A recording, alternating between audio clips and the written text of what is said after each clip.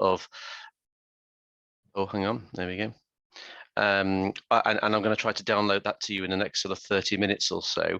We're going to cover a lot of content, but you will get a copy of the slides after. We'll try and do that via Birmingham Law Society, but if not, I've put my email address in chat. If not, just let me have them.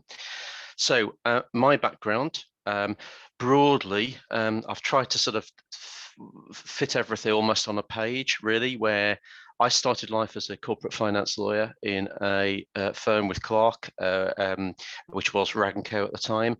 One office, one country, 27 million turnover, 327 people. I then carried out all of the roles in the middle. So I was responsible for some projects went too well, and basically I was made a partner in charge of technology, strategic development, compliance, you know, pretty much anything management didn't want to do. And we collectively scaled that business to 18 offices, 10 countries, 450 million turnover. And some of the stuff across the bottom are other things. We've got some other business activities we're involved in. We founded a platform called the Professional Alternative. If you think PLC for back office, non-executive flip, and some charitable stuff. So pretty much I've seen it all. And like I say, I'm going to try and download all of that to you in the next few minutes. So I'm going to cover 10 key trends I'm seeing in legal tech, and the eagle-eyed of you will spot there's 9 things on there, because I'm going to have a bit of a bonus point at the end, and just to give you a bit of a sense of anticipation. But I'm going to go through these one by one and just sort of an insight into what we're seeing. We do work for predominantly 2 groups of people. We do work for law firms, and our biggest client is sort of, you know, Magic Circle plus. Our smallest client is about 6 people, and everything in between. But we also do work for major corporate clients as well. So we are some really big sort of FTSE businesses. So we see the trends from both, and I'm going to try and share those with you. So Microsoft 365, it's already got a mention this morning. Microsoft 365, if you wind the clock back 2 or 3 years ago, I think there's a lot of people who just thought, oh, it's just like Office Online, you know, so what really? But what people have increasingly realized in the last couple of years is that it has got a massive amount of capability. And I wouldn't say this to Microsoft's face, but it actually is huge value when you look at what you get for your money, whether it be under an E3, E5, or whatever license you've got. So down the left are some of the things it's got in there. It's got digital dictation. It's got process tools as in Power Automate. It's got robotic process automation, which are small bits of AI within the process tools. It's got brilliant reporting suite called Power BI. It's got Teams, which you'll all be used to. It's got Stream, which is the equivalent of effectively YouTube but on Microsoft. It's got some built-in intranets, forms, to-do lists, bots. You know, the list just goes on. It's got a almost like a hidden. They don't shout about it, but it's actually got an e-disclosure system within in there, which might be of interest to Clark. It's got embedded AI. There's a whole range of AI stuff coming through. So it is absolutely massive. And what's happened now, just to put this in context, Microsoft has put huge amounts of R&D and has probably got the biggest security spend of anybody in the world. So Microsoft turns over something like 125 billion. It makes 46 billion profit, $1 billion profit, which is the entire turnover of Deloitte's, and is reputed to be spending something like 9 billion on security per year and something like 6 billion on AI research. So pretty much the view from anyone who gets close to this is that A, they're paying for it anyway, so they might as well get maximum value out of it. B, it stands a good chance of almost like taking over any sort of software out there. And C, you know, they've absolutely got to improve their skills, because this is going to be a sort of within their IT team, because this is going to be a core thing within the tech stack. The other thing that's happening, and we've seen this from corporates, and we did wonder whether or not we were going to start seeing this from law firms, and I think we are beginning to now. So what's happened at the minute, so law firms were quicker at getting in the past best of breed systems in place to do their work. Corporates were slower at that, but because they had less legacy to deal with, they moved more quickly than our law firm clients to 365. And what happened is the second they moved to 365, they basically decided that they were going to sort of massively reduce their tech stack. So it gave this massive acceleration in the diminution of their tech stack. So pretty much most of our corporates, you talk to them and they're going to be SAP for finance, Microsoft 365 for everything operational, Salesforce for sales, and anything else doesn't get a look in. So just to give you an example of this, we did, there are some very good document and email management systems in legal, iManage and NetDocs. We've taken those products to some of our corporates, not interested. They see them as a point solution because and there's other products within the stack that basically have won those processes. So in short, it's going to be a fascinating thing to do. But whatever anybody does, you absolutely, you need Microsoft. You're paying for it anyway. You absolutely need a strategy. You need a plan, and you need some skills internally or some partnership arrangements to get the very most out of it. And that's probably going to help both your capabilities as well as your cost base. I've put the rise of the aggregators down. We've probably seen there's been a huge amount of M&A activity in the legal tech market, and it got to the point, and like a sort of a bit of a confession here, but there was so much going on. There was almost an announcement every day, and we just thought to ourselves, we've got to start mapping this because we almost just need to understand what is happening big picture here. So what we've done is if anybody wants to be kept up to speed with this, just email us. There's a mailing list we do now, but we started mapping it. We started to map who own these people, and basically we keep it up to date now. But what you can probably see is there's a lot of aggregation amongst 10 main players. And don't get me wrong, there are other people who've bought stuff, but we see these as the main 10. There are some capabilities which are now being owned just by one player. So if you look at anything document comparison related, if you look at Latera, you go, well, hang on, you own the bulk of the capability there. Or you look at anything forms related, you look at advanced.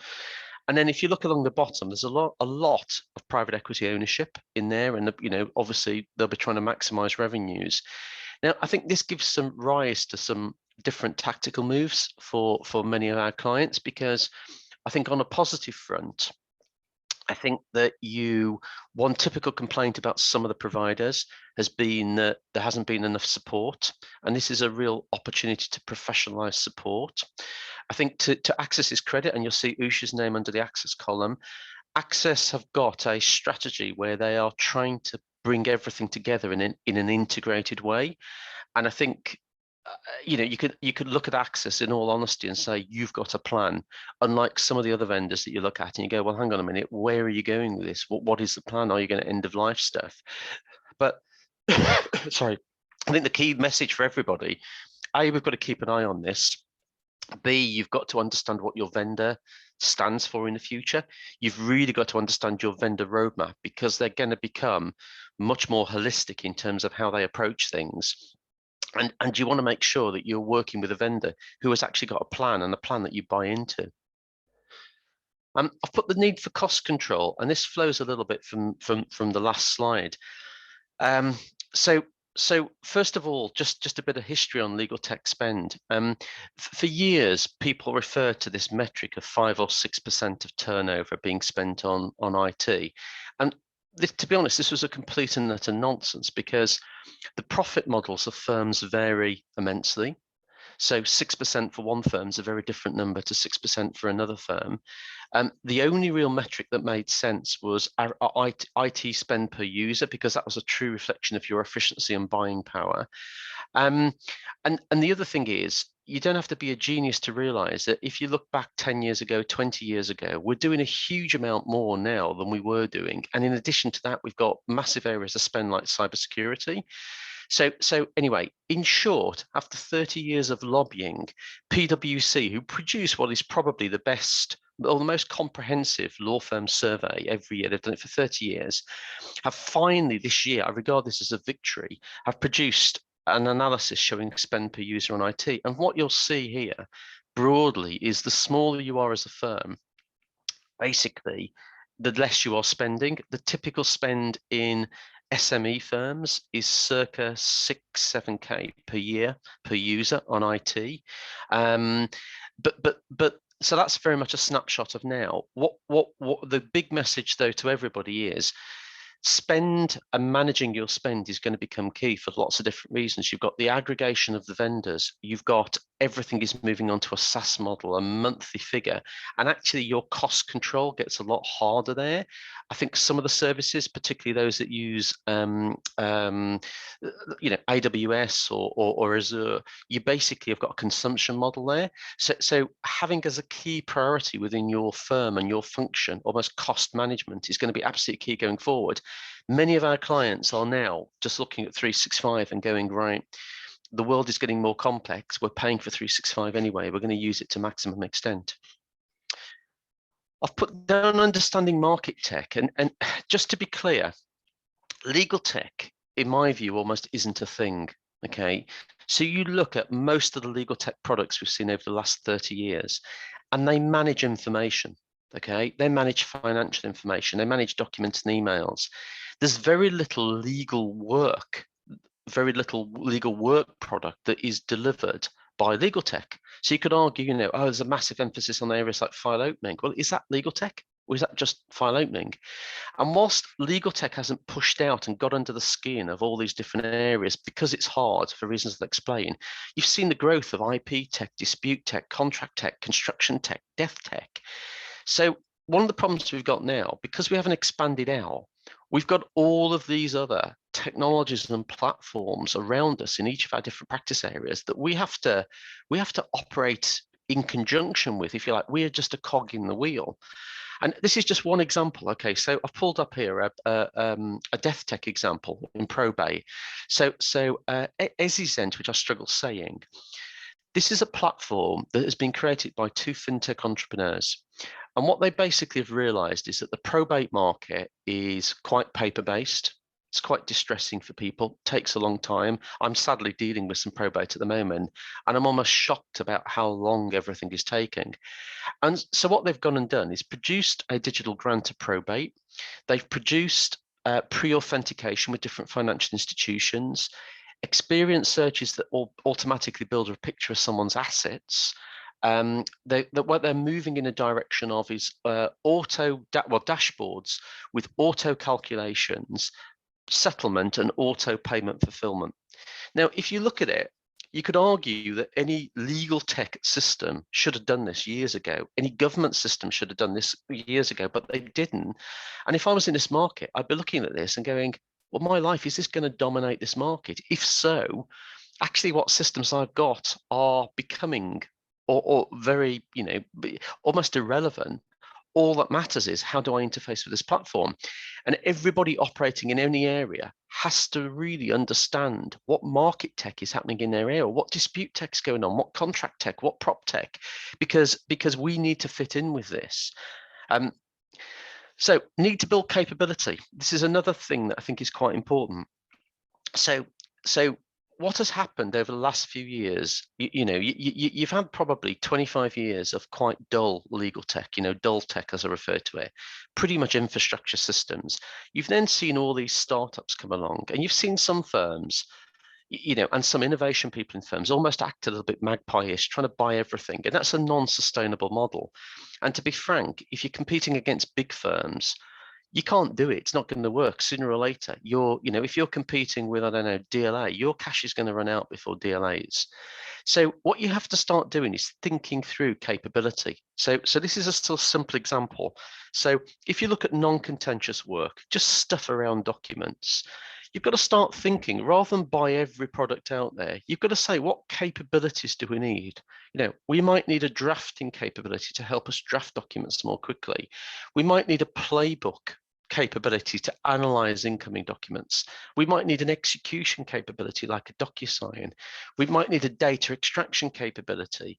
We might need a document and email management capability or a contract lifecycle capability. And what you do, you basically work up we've got models for this, what capabilities you need. And the idea is, as a firm, you try to buy as few things as you can. So what you end up with is 4 things that will help your firm, rather than 50 things that'll just become both an administrative technology and cost nightmare. But before buying, what you constantly do is you measure this against what is in 365. So anybody who's a 365 user will know there is a huge dictation button right in the center of your emails.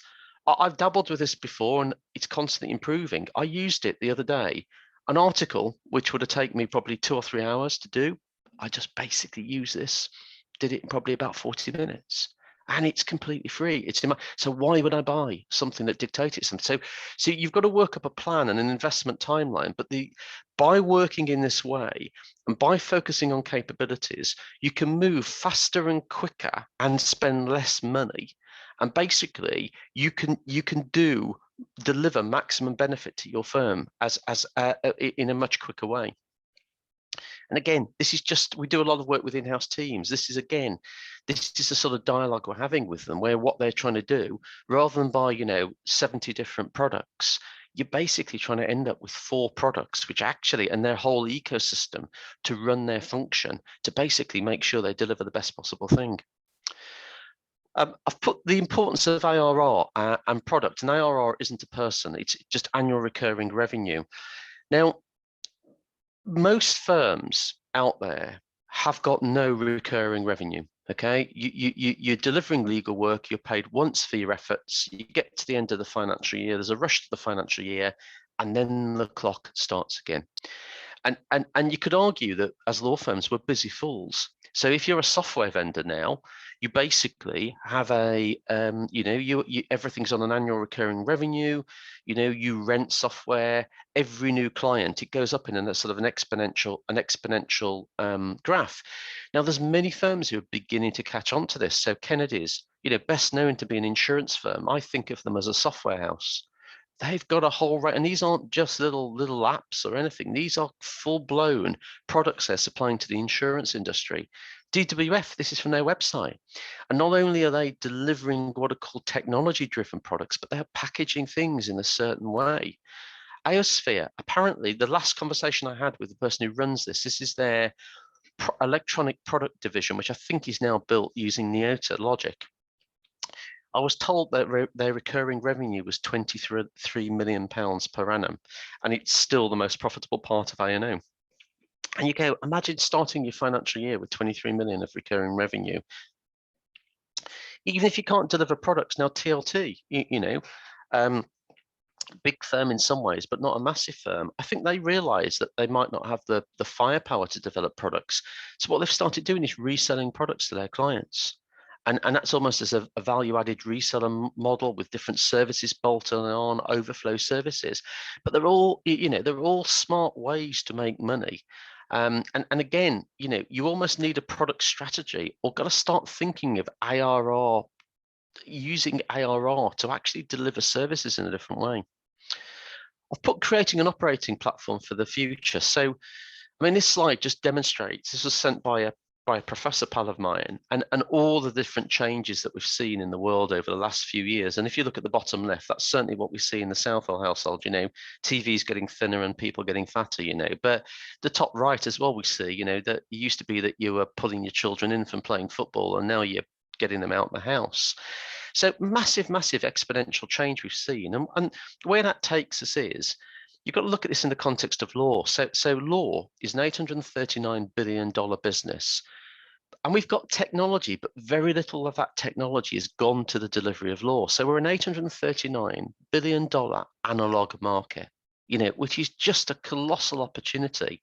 And then you look at the bottom slide, you go, well, what does technology do? It lets you scale exponentially. There's a brilliant book called Exponential Organizations about these massively profitable businesses. They're all tech businesses because they can scale massively. So you look at this, Apple, 1.9 million revenue per employee. What's there not to like about that? And then you look at the right and you look at what's happened to the major markets and their market cap. And the major markets used to be dominated by engineering companies. They're now dominated by tech businesses. So you don't have to be a genius when you put all this together to realize that actually those firms that really do well with tech and can scale their services in a tech-esque way stand a chance of being the biggest firms in the world. We could have a situation where, Lewis Silkin could develop something tomorrow and become bigger than Kirkland and Ellis, So that we're living in these times of maximum opportunity. And you could say, well, okay, all of this sort of change, what are we doing about it? Well, this is an older slide, but it's still valid. You look at your typical structure of a large law and a medium-sized law. So large law typically have got finance system, they've got document email management and CRM. Medium firms have typically got combined systems and they throw out some portals and reporting. That's the model, okay? That model is 25 years old, okay? In fact, it's over 25 years old. So you're going all this exponential change and opportunity, and our operating model is decades old. That can't be right. And this is Clark might have seen this years ago. This is something, just to prove the point, in 1998 at Rag & Co, we were putting in replacement systems to that model. That model is still the model that most law firms operate under. It cannot be right. And some of you might have seen this before, but if you look at if you break technology into three areas, I think you've got digital basics, which is all your core infrastructure stuff. You've got enabling technology to make you go faster and quicker. And that's like, could be case management, document assembly, whatever. And then digital futures, AI, RPA, blockchain, data science effectively. Virtually the last 30 years, I've been focused on the red, okay? And we're missing an opportunity. The tech hasn't gone under the skin of this egg. And the problem is as well, the stuff in the red is relatively easy. So you can have 4 people work on a project there that benefits 1,000. Whereas here, you're getting under the skin of the legal groups, and it's 1,000 projects that benefit 4 people. And this is why we're seeing the growth of market tech and prop tech and dispute tech, because we haven't pushed out. And there lies a massive opportunity, but a massive threat. In fairness, you look at Access Group, and this is not some big, I'm not a poster boy for Access Group, but in fairness to them, they are perhaps trying to build here more holistic capabilities, some things, and I hope and encourage them to do more of the same. And they've got other suite of products, because we have got to move out to further along that circle. It is no longer good enough to be saying to our businesses, oh, whoopee-doo, we've got a fantastic PMS and document and email management system and file opening. That is not enough anymore. And again, even if you haven't got it from those vendors, there's some really interesting stuff. So Kim Technology, enterprise no-code platform. We're seeing some big clients like Aviva and Vodafone beginning to use.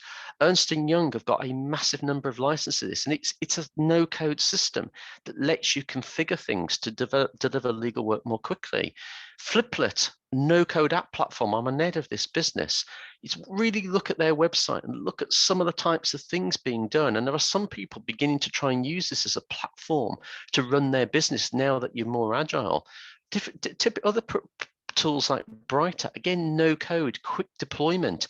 We need more of this because we have got to get under the skin of legal work. But data is king. And I won't dwell on this point, but every firm we are working with now, or the smart firms, have realized they absolutely need a data strategy. Most of the data they've got is financial and documents and emails. Those firms that run case have got more, but they recognize that now the demands they're seeing from clients are, they've got to understand the nature of the work they do better. So this is a dashboard, a sanitized dashboard from an actual client project we've done of effectively live dashboards. And one major corporate client, Fortune 100 business, she said to me, I'm going into these meeting rooms with our major suppliers, and they're saying to me, let's imagine her name is Lisa, right? Lisa, why are you asking for this? We've done we've done 634 of these deals in the last 11 years, and only on 9 of them have we ever gone into this territory. And then this is where we ended up on those 9, and these are the financial results flowing from it. That is what she's saying. I'm being completely outgunned. I have to have much data. And law firms, you sit there, the number. We know of US firms who are doing lots of data stuff about what's been agreed on, what sort of deal. But you go, we're missing an opportunity here to deliver the best service to our clients. We were there with a litigation modeling business yesterday. Again, presenting better economic models for knowing whether or not you should settle litigation. And this is becoming more and more key. Most businesses we know are focusing on 365, and we want all of our data in 365, and we want that to populate all of our systems. That is a key thing that people are trying to do. One of the other problems we've got in legal is this need to understand your data better has coincided with the growth of all of these different collaboration platforms. And the problem with many of these collaboration platforms, it's actually very hard to get your data back. On a case-by-case basis, you can, but if, like one of our clients, you've got 20,000 HiQ sites, getting your data back in an easy way is quite a protracted process. But you absolutely need a data strategy. You absolutely need to focus on the opportunities. And I don't think you're going to go far wrong by saying, look, we ultimately want to get all of our data in Microsoft 365. Dashboards. So I've got I semi-loathe some insurance companies, okay? And I don't sit there, and I think they're very opaque as businesses. But if I phone up a Direct Line, a Swinton or whatever, they have got the Derek Southall screen. They've got a record of every solitary conversation, every car, my house renewal date, the works. So most law firms are not even close to that. Okay, when a client phones up, you will have data in your systems, but it will be several clicks away and not harmonized. And people are realizing this now. And what they're beginning to do is say, right, this is based on something we did in 2006. Okay, there are products out there now that are beginning to deliver this, and people are focusing on almost what type of information do we need and how do we need to get it. And those people, there's a massive opportunity here for SME firms, because if they are running case or matter management, it is much easier to do this.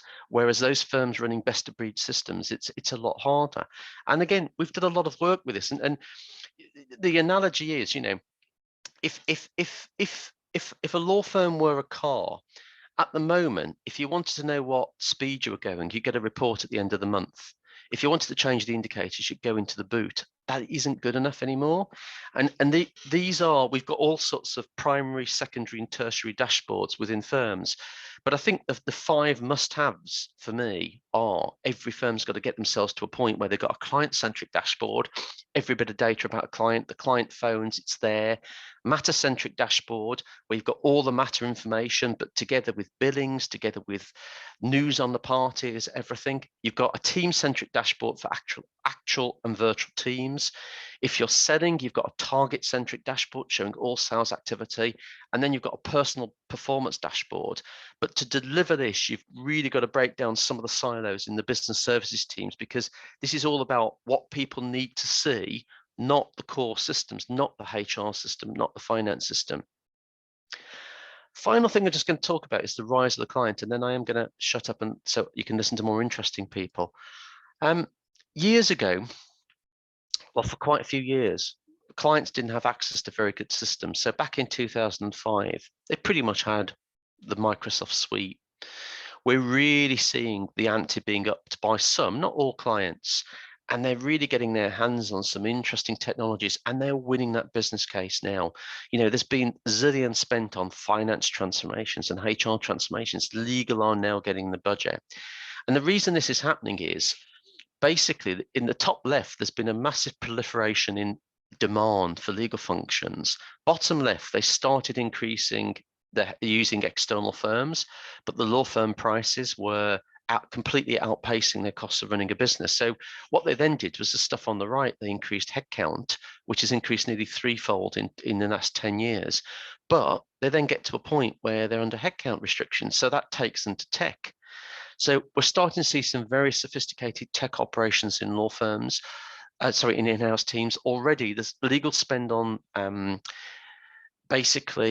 spend on legal tech globally is 15.9 billion, of which over 10 billion is already being spent by corporates. So they're already spending more than law firms. There's organizations like Clock, who didn't exist a few years ago now, who are driving best practices and sharing data.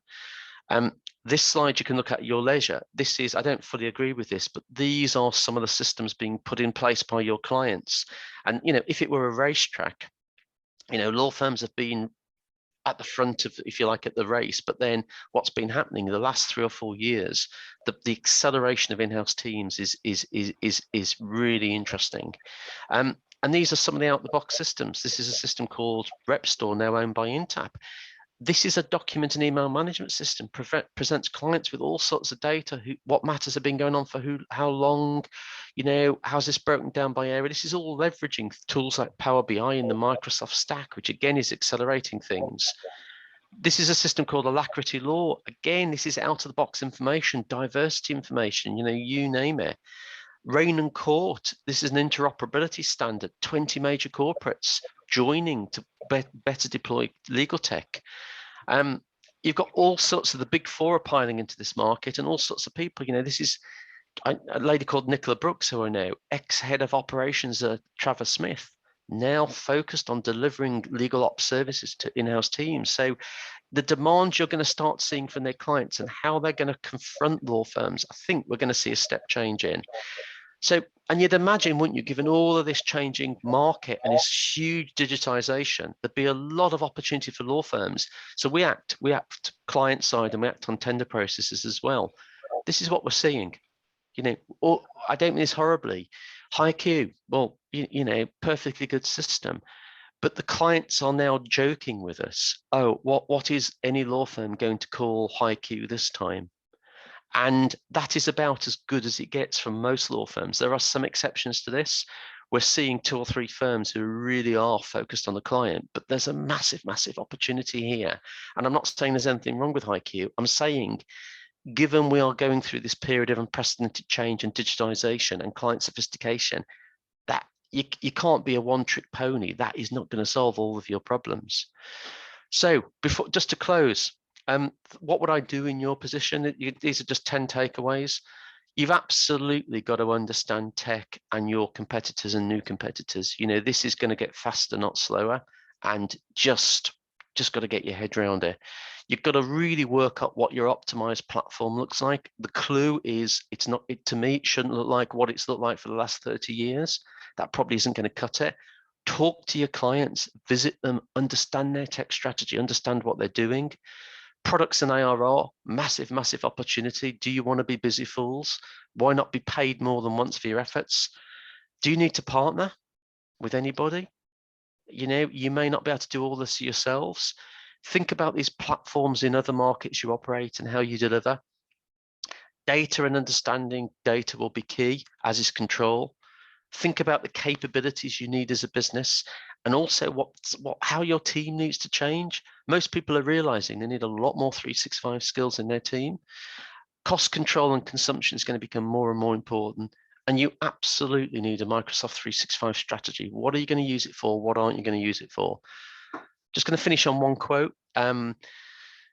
We're going through this massive period of change, and sometimes I came across this quote about 20 years ago, and whenever I'm facing anything difficult, and there are some challenges and things here, this guy was brilliant.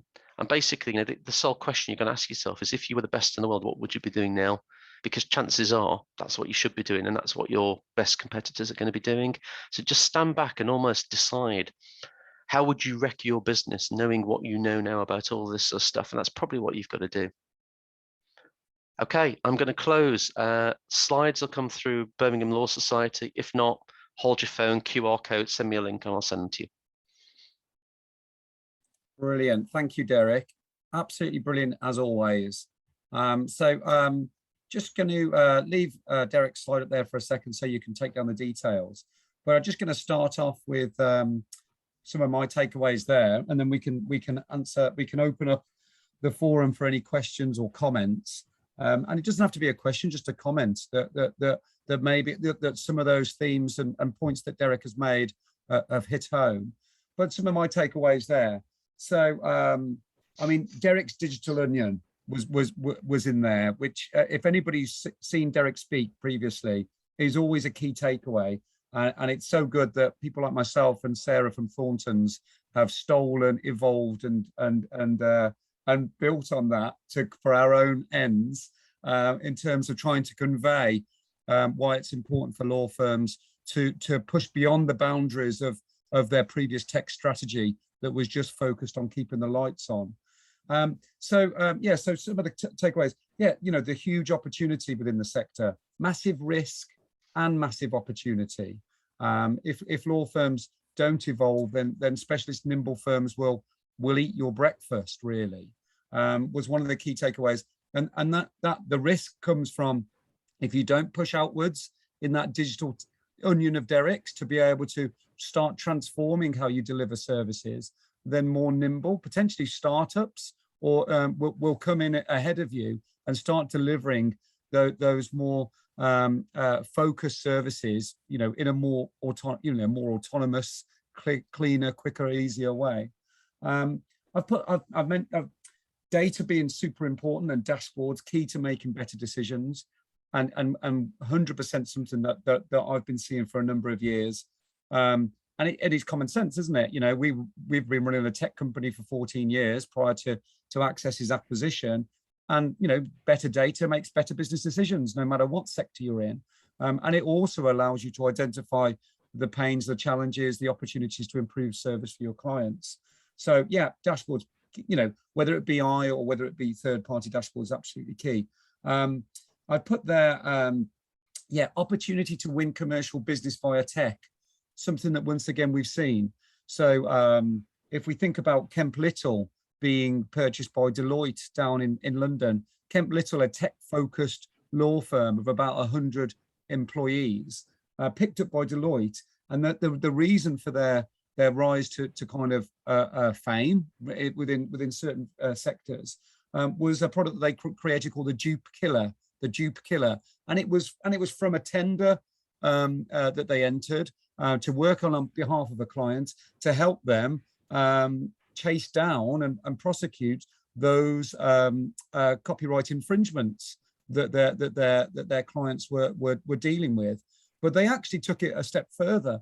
Rather than just focus on the litigation, they developed a product that actually identified those copyright infringements, mainly focused around ladies' fashion, shoes, and so on, and actually identified not just blatant copies, but similar design, patent infringements. Other smaller scale opportunities. Our friend Alan down at Family Law Lab down on the South Coast developed his family law product that goes through and assesses his clients' potential outcomes from divorce and family disputes. A free bit of software, and Google them, Family Law Lab, that they give out to family law firms across the UK. So yes, huge opportunity to win commercial business, and the tech people on the call, a huge opportunity to grow value of your team within the firm beyond keeping the lights on. So I did have a question for you, Derek, and that was my question. So Usha has sprouted from being an outsourcer of IT services. Okay, so and we were focused on outsourcing services to free up the internal team to focus on digital transformation activities. Stop using your IT calories just to keep the lights on and do the cool stuff like James Dent is doing, kind of delivering Thompson 3E and transforming the way that his law firm operates. But has it now grown beyond that? I mean, we're not here for a sales pitch of Access, but Access are doing a great work around actually outsourcing more of the tech strategy through creating a workspace that integrate those products in all together to simplify the tech strategy. Is outsourcing now absolutely key, or can people still do it themselves in-house? I think there's two things, Matt. I think the one being, for years, I mean, people have gone out, to use an analogy, they think they've been buying a Learjet and they've got a box of Meccano, okay? The problem is the legal tech industry hasn't given people solutions, it's given them toolkits. And I think, we've got to raise the bar on that. I think the second bit, and I think this is the role that Usha and others can play, law firms haven't got the time to deliver a solution in every possible area. Even a great law firm that's really well resourced, they might have 50 practice areas and they might have 1,500 products, even in a small firm.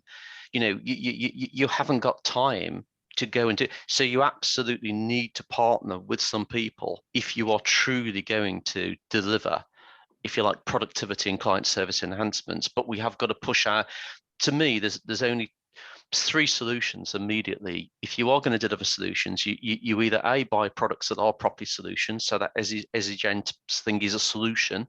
Secondly, you go the no code route, or thirdly, you go the partnering route, because best will in the world, you can have a fantastic internal team, and because working with the lawyers is hard work, it is time consuming, and you're never going to get through the firm. Yeah, I literally could speak about this all morning, and I've got 3 or 4 other follow-up questions, but Liam is going to tell me off unless we move on and start the next session, because we're already running super behind. Brilliant, absolutely brilliant session, Derek. Absolutely superb. So once again, reach out to Derek, BLS, or Liam if you want copies of those slides. So segue. So our friend Chris Morris, one of the things that Derek was talking about was the need for law firms to truly embrace 365 and get the most out of this super powerful tech stack that law firms are paying for, but using a fraction of. And part of that's segue brilliantly into myself and Chris's session, primarily Chris's session, myself asking a few questions, Chris giving the insight about how we can use the 365 tech stack more effectively when it comes to security. So Chris, are you there? Yep, I'm still here. Yep. Brilliant. Okay, Chris. So to kick off then, Liam, if you could stop sharing and we'll just go on to video. But just to kick off, we're going to session today. But I really want to start with this concept. I talked about it in the introduction, this concept of identity. I want to talk about what the concept of identity is, and why identity is more important these days than the historic way of protecting the corporate network. Yeah, okay, yeah. So I'm going to start by saying when I was a child, my mother told me I could be anyone I wanted to be. It turns out that identity theft is a crime. So I just wanted to start there, because every time we mention security or identity, it's a really heavy, serious subject. It's a little bit scary at times. You only have to look at the news. So, last week we covered this in a previous session, looking around the comments on social media around the White Link data breach, described as a highly sophisticated attack. What I thought was interesting 1 week on from that is if you look at that online, if you Google that right now, you'll find the last article was the 14th of March. So what that tells me, I think that's really interesting, is that any improvements that White Link have made around their security are not reported. So people have made their mind up. It's been reported. It's out there in the news. The chance for them to respond and improve things isn't going to get reported. People now associate White Link with being somewhere that's not safe to keep their information, their identities. In the news today is Okta, one of the leading identity providers, probably only second to Microsoft in the world. And another example of the rise of extortionware, where hackers primarily have decided that it's actually simpler to extort data than just resort to ransomware, because they may be able to recover systems. So let's just threaten to get that information out there and get money. So I've covered this before. An analogy I like to use is it's no longer acceptable to buy a burglar alarm after you've been burgled. So everything I'm describing here is rooted in identity. So as per your question, Mark, let's just quickly start with what is identity. So everyone and every device has an identity, and that's how they access resources.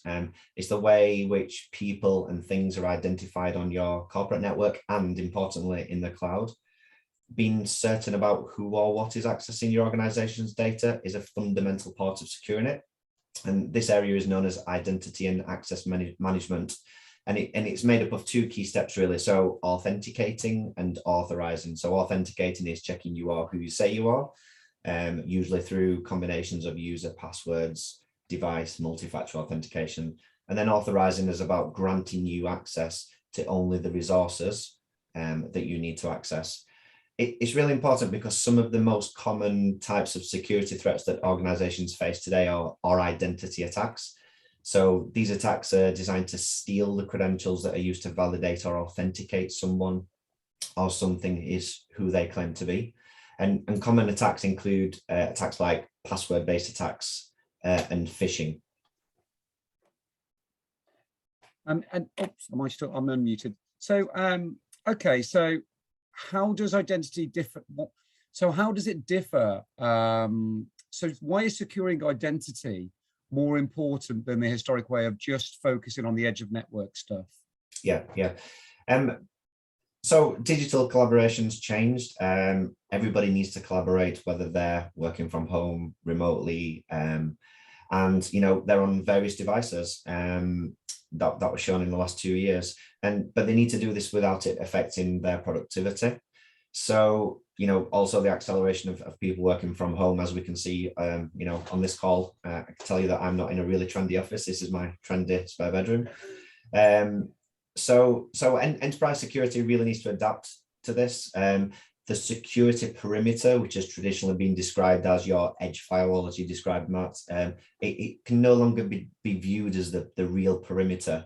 And there are a few reasons for that. So the acceleration in SaaS applications for business critical workloads are usually hosted outside of your network. Personal devices are being used as well as corporate devices. Again, I'm on my home PC today. Unmanaged devices used by partners or customers, and then IoT devices. So it's clear that the traditional perimeter security is no longer enough. And the reason is that identity is the security perimeter. It's all about where I authenticate and connect as Chris Morris, whether that be from a coffee shop, whether that be from a different country or on various devices. There's no benefit in tunneling me back to an old style corporate network on a VPN to then backhaul me over slower links for me to access my corporate resources. I want that freedom. I want that security to connect and consume resources and be productive from wherever I'm located on any device. So the increased mobility of the post-pandemic world, we're already becoming a lot more mobile, means that we are moving around, and therefore we log in off different devices at different times, and therefore protecting us and our login wherever we are is more crucial than just creating the barrier around the traditional corporate network, which is primarily a location based. So there's risk. So we need to protect identity, and there's a risk to not protecting your identity. I understand that Microsoft give us quite an easy way to understand the level of risk we're currently carrying, and actually give us an identity security score. Can you talk us through that and give us an example? Yeah, sure. Yeah. So I would say if there's only one thing that people remember from my presentation, it's not quite as interesting as Derek's, but I'm trying to improve. But if there's only one thing that you remember from this, and that is that if you use or consume any Microsoft 365 service, you will have an identity score. So this is a score that's a percentage, and it functions as an indicator for how aligned you are with Microsoft's best practice recommendations for identity-based security. Importantly, it's not an IT provider telling you how to improve your security or telling you what they think about your security. This is Microsoft. So yeah, this score is going to help you measure your identity security posture. It's going to give you some recommendations on how to improve, and it's going to give you a score for reviewing the success of those improvements. So we do have a video which we can share with anybody who's interested, which myself or Liam can distribute after the call. And it's a 2-minute video that shows you how to access your Microsoft Identity Secure Score. Liam, are you able to share the screen so we can visualize what that looks like, and Chris can point us towards how we I can share the screen as well if it's brilliant. Yeah. Let's have a look. Hopefully that will come up in a second. Yeah, awesome. Can see that. Yeah. Okay, so there are various ways of accessing this. So through the Microsoft 365 Admin Center. So you will need to be one of 3 roles. So either a global administrator, a security administrator, or a security reader. If you go down to security, you're going to be given a security score, which assesses your identity here, which is what we're focused on today. And then it's going to look at apps. As you start to add other Microsoft services on, such as endpoint security, you will see your security score for devices as well. So you can start to look at security holistically, and if there is an issue, you can assess how that happened. There's also email security you can plug into this too. My preference for accessing this is through the Azure portal, which most people think is just for techies. But if you've got one of those roles that I just described there, and you can get into your 365 admin center, you can also go to portal.azure.com, go into security, and then get your identity secure score. So as you can see here, there are some recommendations on how to improve this score. This is just a test environment, so don't be too concerned by the score. This goes up and down based on the demos I'm doing. But you can see straight over here, there are some large scores I can improve by, forcing MFA for administrative roles. So anybody logging on with Global Administrator, I can force them to use multi-factor authentication. So very simply, if they lose their username or password, or their credentials are harvested, they will still have to use a second form of authentication to get on. That's really important, and the reason that has the largest impact is because obviously they have elevated permissions. They can get on and they can access data and resources and information about identities that standard users can't. Awesome. So you can see there are various recommendations. Some, and again, this is an important takeaway. Some are fairly simple to turn on yourself to improve your score and improve it against the comparison against an industry average. Some I would recommend speaking, whether it's your current IT provider, whether it's Usha, ourselves, we can help some of these have some best practices to prepare for any impact. And you can see that gives you an idea of what's going to have an impact. Which is brilliant, because we were talking about data with Derek, and with a view of just making better decisions, gaining more insight. And over the years, some of the IT teams have really struggled with creating meaningful dashboards or information for partners to be able to understand where they're at in providing security services for the firm, or in terms of the partnership engaging with the IT department to be able to get a program of work in place to say, right, we're here, we want you to take us there in terms of security. So what you've showed us there is brilliant, because it gives us a starting point, really easy, accessible in terms of what's our security score at this point in time from an identity point of view, but also just underneath there, it identified some simple to-dos to be able to improve that score. So it's measurable. You can check in on a monthly basis, quarterly basis, yearly basis with the IT team, and have the reassurance that things are moving in the right direction. So out of those to-dos, you talked about, there was a few things that I kind of noted, conditional access, MFA, and then also devices. So securing devices.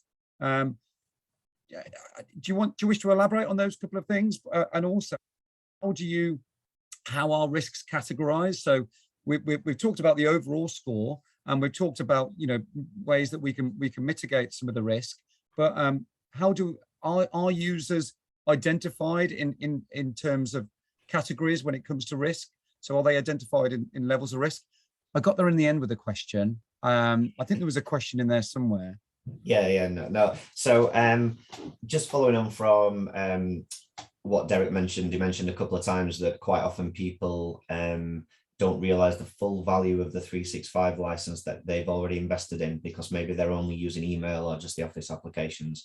There's a particularly powerful element of 365 called conditional access.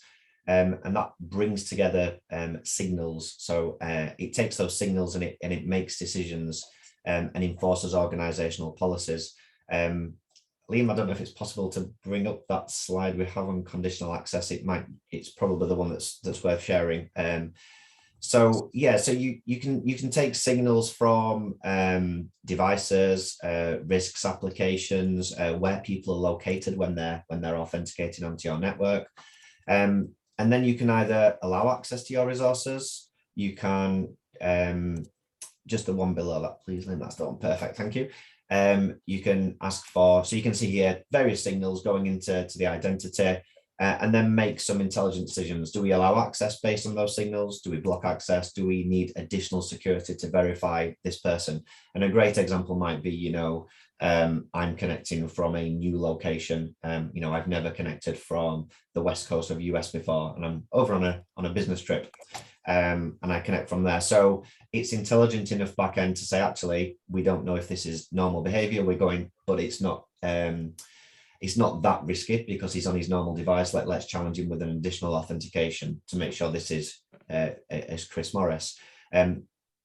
So that will help, as you can see, it will make intelligent decision. It will also flag if you're connecting from a compliant device.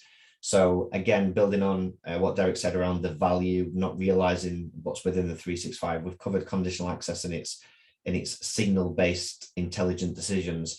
Most people have heard of Microsoft Intune, again, which is something that is included with a number of 365 licenses or available as a bolt-on. It's recently been branded Microsoft Endpoint Manager. And people generally think this is to do with better managing mobile phones, and it's just very, very badly marketed by being called an MDM, because it does actually work across all devices, whether those are MacBooks or Windows PCs, not just mobiles. But we can take decisions here to say, actually, you know, using conditional access, is Chris connecting from a compliant device? So a compliant device may have to have a firewall enabled or encryption enabled for it to be considered a compliant device. And if it isn't, it'd be marked as a non-compliant device. And then we can use conditional access to say, block access. You know, your policy says you allow people to use their own devices, which is great. It's improved productivity, flexibility, worker happiness. They can use their own workspace and environment, but if they're not going to update their antivirus, if they're not going to turn on their firewall, we don't want them accessing corporate resources. And everything I've just described in the last few minutes is automated. Doesn't need an IT administrator in there to be constantly monitoring or making changes. I just want to touch upon briefly something called identity protection. So we've covered some of the key features of 365 that are extremely powerful around identity-based security.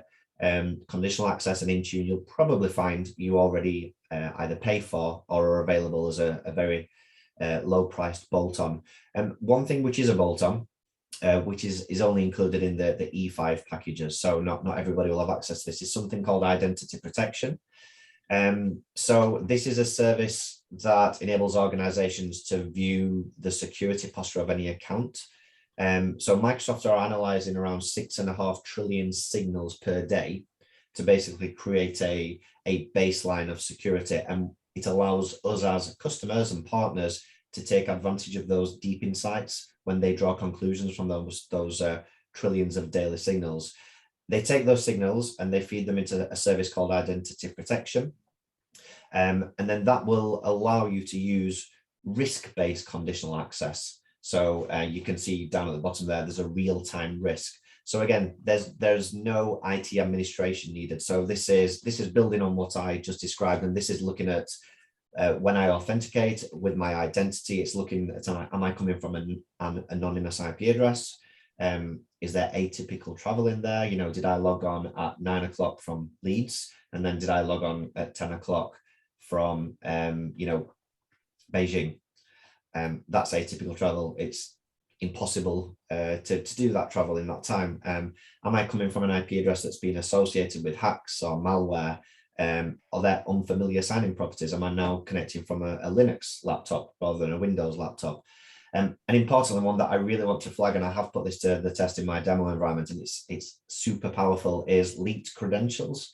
So in this example, if I have this identity protection enabled, if my credentials have been leaked, so let's say I have tested this in a demo environment, if I click one of those links that people always tell you shouldn't click, and you enter your username and password, the last time I tried this in my secure test environment, within 20 seconds, I had a multi-factor authentication request coming through from Microsoft. So somebody had harvested my credentials, and they'd logged in. They generated an SMS based multi-factor authentication request. My phone rings from Microsoft. All I have to do is press hash, and they're authenticated. They're on as me. They can elevate their permissions. They can do untold damage.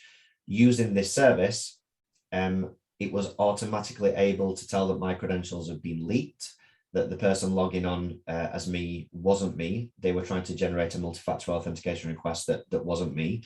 And it instantly forced a password reset, which needed MFA to reset it. So by clicking cancel on the MFA request, the next time I log on in my test environment, it says, we suspect your account has been compromised, reset it. So using identity protection is extremely powerful.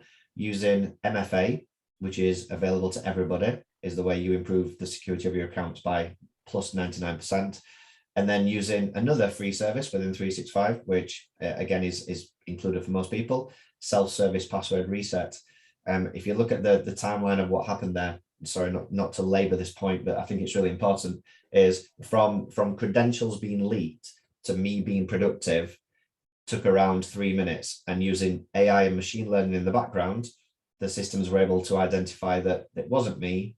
They were able to challenge me, and they were able to reset I was able to reset my password myself and authenticate that through a secure method, and prevent a major security breach, again, without involving anybody from IT, no IT service desk ticket, a loss of productivity of around 2 to 3 minutes to keep my account secure.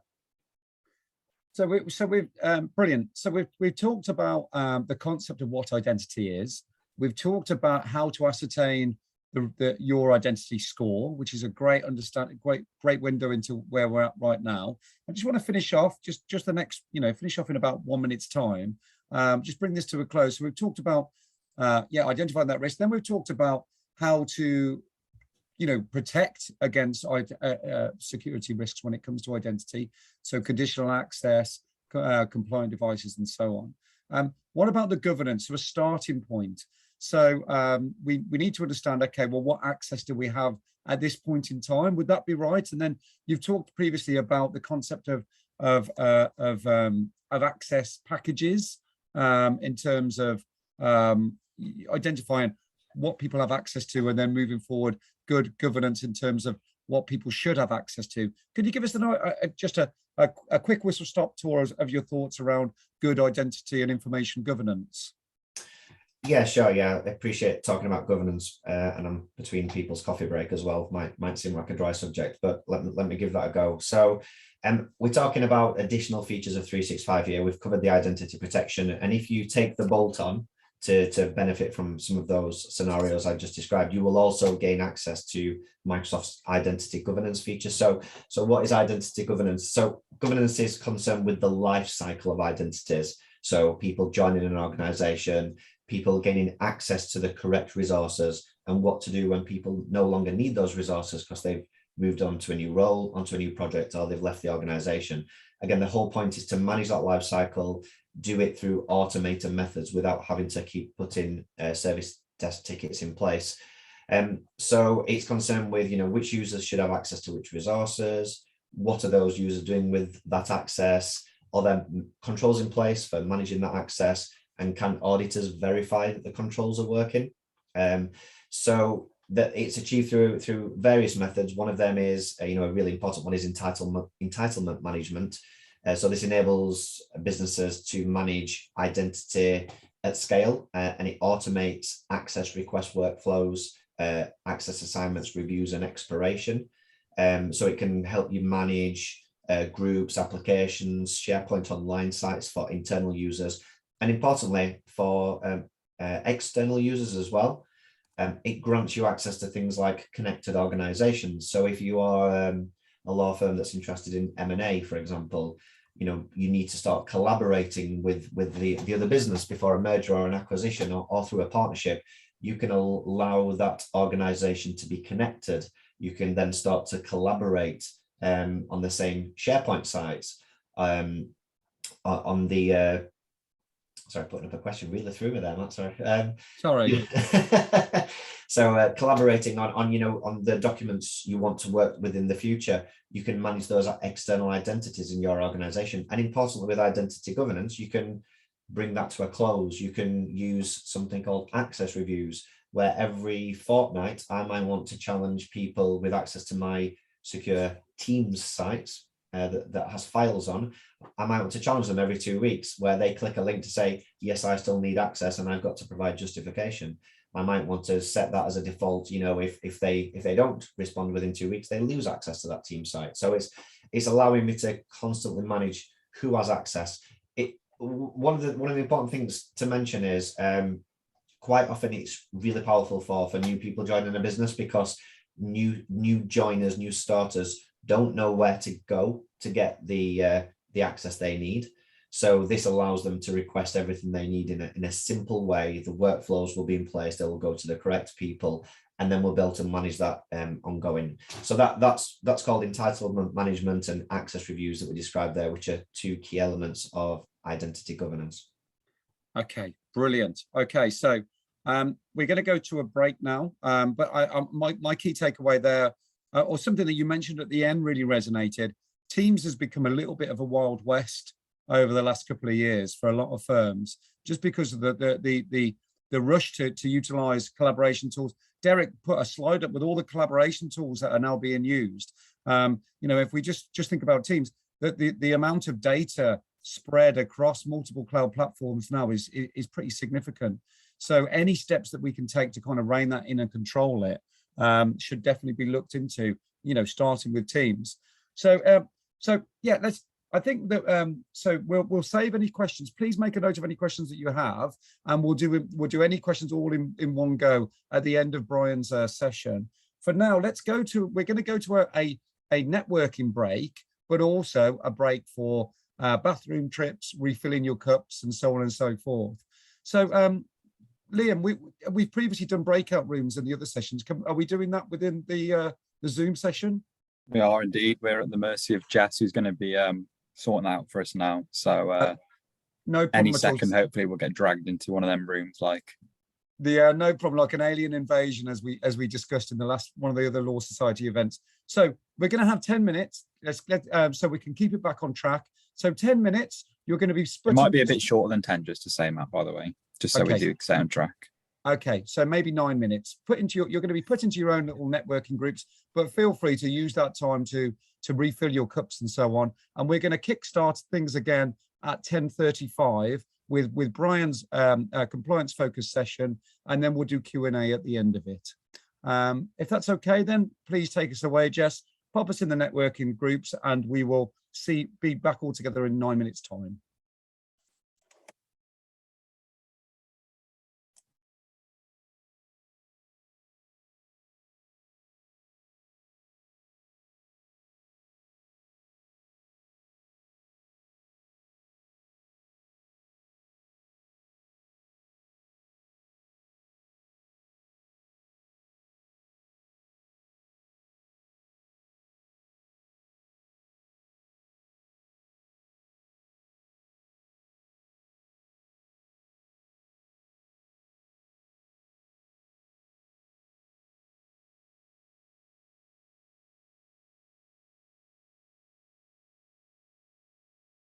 There was some good conversation. This meeting is being recorded. There was good conversation in the other group. Myself and Mr. Dent were having some great conversations around feeding off Derek's session. You know, talking about how real, you know, he's from Gately, you know, looking to add real value to clients through not just using tech to show the client, hey, this is what we've done, but actually use tech to say, this is how we can help you do do things in the future. So not just, you know, check that we're billing for the right amount of work. How do we actually optimize some of your business operations? So that was brilliant. Okay, cool. So last session of the day. We're not far off being on time. So we've brought it back a little bit. So Brian Rogers, who introduced himself at the beginning of the session, is going to take you through your compliance obligations and give you some great insight as to what you need to be focusing on. So over to yourself, Brian. Thanks, Matt. Can you just confirm, can you see my screen? I can see your screen. I can see your face. I can hear your voice. You Brilliant. are coming through in every possible manner. Okay, thanks very much, Matt. Okay, so yeah, we're going to be looking for the next sort of 25, 30 minutes on compliance things. Do forgive me if I sort of rush through, but obviously I want to try and give you as much added value as possible along the sort of the various topics that we're going to look at. And there they are, as Matt was discussing earlier on. What I've tried to do is pick out some really core and sort of leading issues that firms need to address. So just in terms of the money laundering side of things, we've obviously got a lot of things happening in world events and such like. So we need to be making sure that we're very much on top of the money laundering side, and also sanctions. Sanctions are changing every single day, so people need to be making sure that you know, they're looking at the registers, or making sure that their providers of the various checks are doing all the right things. But one of the major issues that helps drive firms forward with all of this is their practice-wide risk assessments, their PWRA. Some call it their firm-wide risk assessments. It doesn't matter which one you call it, as long as you've got one and you're actually updating it and it's relevant to what the SRA is looking for. So it will certainly be looking for you to have reviewed your practice-wide risk assessment recently to take account of the world events, your approach to things. So for example, you know, if you're a firm that's been dealing with Russian clients and you've now decided you're not going to work for those Russian clients, then obviously you would need to reflect that in your practice-wide risk assessment. If you don't deal with anything that is going on in Russia and Ukraine, then all you would need to do is put in there the fact that you have reviewed matters and there is nothing that you need to change. The SRA wants to see something to show that you have in fact reviewed matters, that, you know, don't just leave it and think, oh, well, you know, absence says everything. It doesn't. If it's not noted, then it hasn't happened. In terms of the money laundering reporting officer and the money laundering compliance officer, this is one of the issues that was raised in the SRA's thematic review in this particular area. And one of the big issues that they found was that there just wasn't enough time for people to do the jobs properly. And so what they basically said is that they will not look at it kindly if the MLRO, MLCO haven't had their targets, their fee earning targets, because most of them are fee earners, haven't had their targets reviewed and reduced accordingly to allow them the time to do this. The other thing that they also need is assistance. You know, what happens if you as an MLRO, for example, decide to go on holiday? You know, can you go on holiday and still carry out your role? So, you know, are you going to be able to sit in the Bahamas, for example, doing phone calls and Zoom calls back to the office to make sure that everything is fine? You know, are you going to be on a secure network and such like? So, you know, make sure you're looking at those things. Just for those of you who may be sort of thinking, do I actually need a money laundering compliance officer? If you're a sole practitioner, no, you don't, because in effect you are it. But anybody else, it is where you have to appoint an MLCO where appropriate. Well, the SRA's view is you should have it anyway. You're going to have an uphill struggle trying to justify to the SRA why you haven't got an MLCO. So best practice is have one, and then you won't fall foul. And the final issue on this slide at the moment is in terms of screening. There is a requirement now for firms to screen people who they are looking to employ, so at the initial stage of recruitment and also on an ongoing basis. So this is to make sure that anybody who is working within the AML regulated sector, so for example conveyancing, that they are still capable of meeting all their money laundering regulations and the requirements that are put on them by various regulators. So make sure you're doing all the relevant screening. Again, I'm not a big one on the sales side of things, but we do have our Legal Bricks product. So if you're looking at, sorry, not Legal Bricks, the screening side, I'll come on to Legal Bricks later on. But, you know, on the screening side, we do have a product that, that can help people with that. In terms of cybercrime, you know, there's a lot of big issues going on with technology and cybercrime. Again, world events are showing us that, you know, one form of warfare is cybercrime. So, you know, make sure you are prepared for that. But of course, you know, the question there is, do your policies, controls and procedures take account of staff working from home? you know, yes, people are starting to move back to the office, but at the end of the day, we not only need to make sure that we are secure at the office, but also working from home. And of course, right at the very beginning of the lockdown, we saw a lot of people very quickly moving into working from home. The firms didn't necessarily have all the IT equipment to allow them to do that. So they were using their personal PCs, laptops, things like that. Of course, clients' data is being put onto those laptops, or could be being put onto those laptops.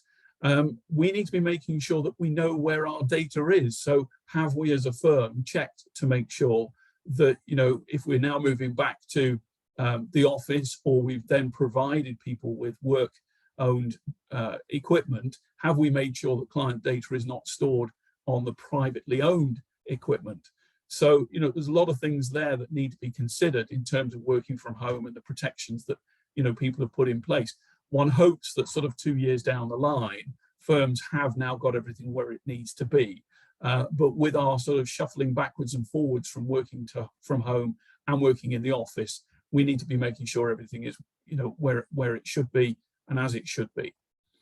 So, cyber security arrangements, are they appropriate? This was something I was mentioning in our breakout session. And that is, I've seen a lot of firms who will take things on because they think it's sort of the bee's knees at that particular moment in time, but they don't necessarily check to make sure that what they're buying is exactly what they need. So, you know, it may be worth getting a second opinion on, you know, is this system worth doing? You know, I'll come on to comparison websites later on, but certainly some people will be looking at, you know, customer feedback. We'll make sure that customer feedback is real, make sure that it, you know, it does say what it says on the tin for all intents and purposes. But yeah, get your second advice. At the end of the day, people have come into the law to be lawyers, not necessarily to be IT experts. You know, so make sure you get the right advice from there. Have you reviewed your business continuity plans? Again, this is sort of related to COVID, but also the Simplify Group cyber attack. If you want to see the reputational issues and the other sort of compliance issues that are coming out as a consequence of the Simplify Group, you know, just go on to Conveyancing Gone Rogue Facebook page. You know, there's a lot of consumers on there who are not happy with the business continuity or lack of it that basically were put in place by Simplify. But it's also opened up a lot of other issues relating to other law firms that really haven't done the right thing either. So make sure you're doing the right thing. Make sure your business continuity plan has been updated again when you're moving in and out of working from home and working at the office. Professional indemnity insurers. Well, I think we all know that you know, professional indemnity insurers are the ones who can make or break us. If they don't like you because your risk profile is too high, then or too bad, then they will ditch you. And the likelihood is you're not going to be able to get cover from another insurance broker or insurance company, either not getting it at all, or you'll have to pay, you know, premiums through the roof to get it. And as I say, that can make or break you, because without the insurance, you can't practice. It's as simple as that. So, you know, the SRA can take years and years and years to close a firm down or you know, strike people off. But at the end of the day, your insurer, come renewal, and we're coming up to April renewal, but, you know, we've then got October as well. They can, in effect, close you down pretty quickly after that if you can't get insurance. So, you know, make sure you are doing the right things. One of the things I used to do when I was in practice, I used to talk to our brokers on a regular basis, and I'd be talking to them about what's going on in the market, what we're actually looking to do. Are the insurers happy with it?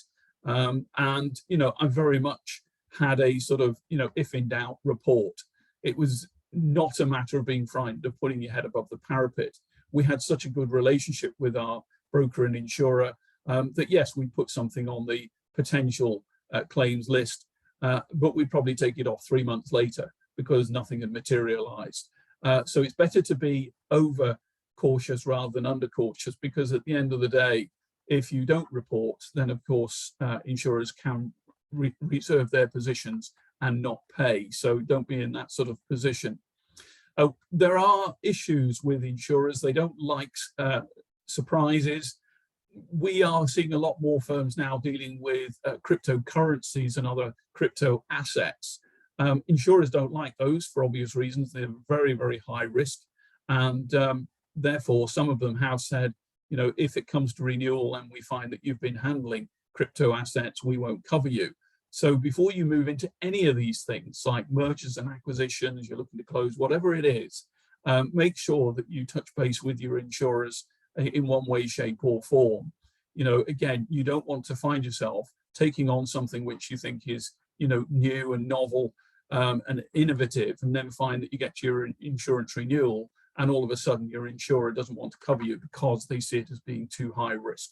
So, you know, speak with your insurers on a regular basis.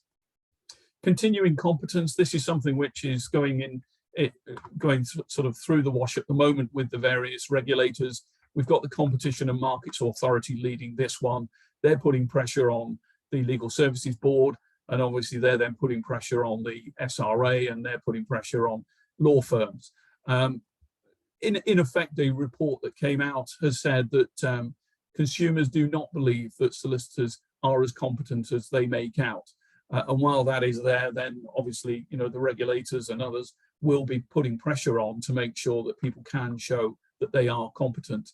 There has been disagreement between the SRA and the Legal Services Board. The Legal Services Board says one thing, the SRA says, well, actually, where's the evidence to support that? And so there is a little bit of battling going on between the underlying and the overriding regulators on this one. But suffice to say, you need to make sure that people within your practice are competent. And just sort of talking about that, one of the things that I've sort of raised with the regulators is, look, you know, you're all looking at the competence of solicitors, but actually there's probably more people who are non-solicitors who are acting as fee earners. What about the competence of them? You know, it's being left down to, in effect, the firms to make sure that they are competent, and, you know, why not? But if it's being shown that actually they're not looking at the competence of non-solicitors because, in effect, the rules only apply to solicitors, you know, you can see where the problems are going to come from. And so there is talk from the regulators that actually non-solicitor fee earners will come under the, or could come under the competency regime. So be prepared for that one. Comparison websites. I'm doing quite a lot of work on this at the moment. Number of firms sort of asking my thoughts on this one. You know, we all see the headlines where, you know, I think it was, there were millions of people's reviews taken off one of the major comparison websites recently because they were in effect false. And of course, we're seeing all these different comparison websites coming on within the law. And people really shouldn't just be jumping in there and thinking, oh, well, that'll be good marketing. You need to look at the pros and cons of this. And again, this is something I've been working with the SRA on in relation to its pilot. And one of the issues that I have is in terms of the rankings. How do these comparison websites actually look at the rankings? Because I've seen numerous examples of firms sort of going on to LinkedIn and sort of saying, you know, we've just received our latest 5-star rating, which is fine. But then you do a sort of a little bit of interrogation behind that firm and anybody who is, you know, a couple of firms that are sort of in the same level as them. And actually what you find is that the firm who has sort of 4.9 stars and 4.9 across the board on all the sub rankings or sub assessments, they're being ranked lower and quite a lot lower in terms of places than firms that are worse than them. And it just doesn't seem to make sense in terms of the ranking. So, you know, one of the things I say to firms is we'll go back to the comparison website and ask them, how do you work out your rankings? Now, of course, they're being very secretive about their sort of calculations of working out, you know, well, where does somebody rank? But what they have said to me is that it can be based on the age of reviews and also whether you proactively ask for reviews. And my sort of query there is, well, hang on a minute, isn't this to do with quality of service? Well, what have those two things got to do with quality? You know, and so, you're not being ranked purely along the basis of quality. There are other things as well, some of which we don't get to find out about. But if you are on a comparison website, what I would say to you is have a look at where you sit, and then have a look at some other comparative firms. So you're looking at, how many have they had similar number of reviews? Where are they in terms of the rankings themselves, the internal rankings, and just compare a couple of firms against yourself and see where you are. And if you do find yourself sort of sitting 20, 30, 40 places below another firm that's got worse reviews than you, ask the question, why? So, don't just jump in there quickly because everybody else is. We've got a number of thematic reviews that could be coming onto the radar, and I say could. I have spoken with the SRA director that sort of runs this particular side of the organization. So we've got the sort of the top, 5 or 6 there that could. Sanctions has just started for obvious reasons. So people are going to be asked by the SRA, what their positions are in terms of that. So make sure your policies and procedures are where they need to be. And AML, we're just seeing that as an ongoing thematic review. So there's plenty of things going on. And any firm who says to me, oh, well, the regulator never comes out and, we don't need to worry about them. Yes, you do. Because pretty much I did an exercise very recently when I did a webinar on this particular topic. I did some quick stats, and pretty much every law firm in the country, on average, would have been touched in one way, shape or form by the SRA, even if it is just an email to say, have you got a practice-wide risk assessment? Have you updated it? So, anybody who thinks that the days of the SRA not sort of touching you at any particular point, well, those days have gone, I'm afraid. Referrals of work. Again, this is something which I'm seeing on the Conveyancing Gone Rogue website. A lot of people saying that the referrals and the referral fees are they're not compliant, they're not being transparent about them and such like. And I've done a lot of work over the years on referrals, and I've picked up so many different referral agreements that lack independence. So the law firm is, they're all words to basically say, you'll comply with the code of conduct and such like. But then when you dig into the detail, they basically put the firm in a position where they can't act with independence. You've got to act in the best interests of clients. So, it's a difficult line to walk. But at the end of the day, this is not about your commercial interests and the relationships that you have with referrers. And I know it's easier said than done, but at the end of the day, those relationships come behind and way behind the best interests of clients. And I put a blog out this morning, and I think it was all yesterday, and I was talking about, the independence side of things. And, the fact is, if you as a law firm get involved in a referral agreement with, let's say, an estate agent, and you see that something is not quite right, i.e. you can only use our pet law firm, you can't use anybody else, well, that clearly is against the rules. And therefore, you should be saying that to the introducer. Now, yes, that's going to upset the introducer because you're challenging them, but you have to. And if you don't, then you're the one that's going to be, on the mat at the SRA. So, and some people do say, well, what's that got to do with us? It was something that was entered into before they came to us. Yes, but the courts have ruled and the regulators have taken the view that you have a duty to look beyond just the relationship that you've got. You have to look at the relationship with any introducers as well. So make sure that you're acting in the best interest of your clients. Provide clients with details about your referral arrangements and any fees paid. That is something that you should normally put in your client care letters. And again, something which I saw a case on yesterday was an introducer of work who was putting so much pressure on the law firm that the law firm wasn't actually able to provide the level of service that the client was expecting. And so, be careful that you're not being put under so much pressure that you're then being forced to breach your own rules. So that's a very much quick tour of the compliance bits and pieces. But in summary, keep up to date with everything. You know, people do come to, I think Matt was mentioning earlier on about the monthly compliance update webinars. I mean, we get over 1,000 coming to that. We get over 1,000 people coming to our quarterly money laundering update as well. So, you know, we're giving you something there for free. You don't have to be a client. So why not use it? You know, we're in effect doing we're at your eyes and ears if you're the culp and the coffer. So, you know, once a month, 3/4 of an hour, why not come and do it?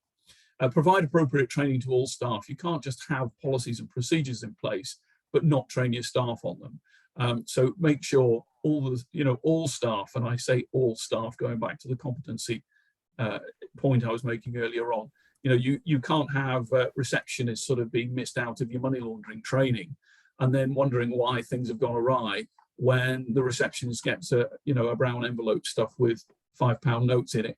And doesn't know what to do with it. So, you know, make sure they don't put you in a hole there. Liaise with your insurers before, and I say before, making changes to what your firm is doing. Otherwise, you could end up in trouble. And of course, do not take the tick box approach. All the various regulators, insurers, accreditation bodies are now fully aware that, you know, people do just tick boxes. They're now asking questions to go with those, the sort of the tick box answers. So, you know, you can't get away with just ticking a box now. You've got to be able to justify your positions. So hopefully that provides you with a very, you know, quick whistle stop tour of the key issues at the moment. So Matt, back to you. Thanks, Brian. Brilliant as always. Some great content there. If we could stop sharing, and then we can finish off with a bit of a discussion and Q&A. Unfortunately, Chris is having to drop off at 11 to engage with the client. So I will fill in on the 365, but in a very bad manner, probably. Is there any questions on 365 or for Derek or for Brian on any of the content that we've covered today, or any comments as well? I have to jump off. Sorry, Matt, I've got an internal session I've got to go and run now, but I'd really like to pick up with Brian further on the AML compliance pieces in the future, in the very near future, actually. And also subsequently, Derek, I really liked your pieces then, and Matt, when Matt and I were talking about, you know, systems, tech, and kind of adding value to client transactions in the future by providing services rather than just showing data. So it'd be good to get those slides and then see where we can all perhaps catch up in the future. But this has been really useful, thank you. So I appreciate it. And Matt, I'll probably catch up with you in the near future as well, if that's all right. Brilliant, James. Thank you. Thanks for joining us. Thanks all. Speak to you soon. Cheers. Thank you. Brian, a quick question for you from a tech point of view. Compliance is obviously a minefield, constantly changing in terms of the challenges that the law firms are dealing with. What, from a tech point of view, how do we turn it into becoming more of a help than a hindrance in terms of it's creating so many gaps, but it seems that law firms can't keep control of it, and also struggle to report their compliance situation to the board. So is tech the answer to that, or is it still just good old-fashioned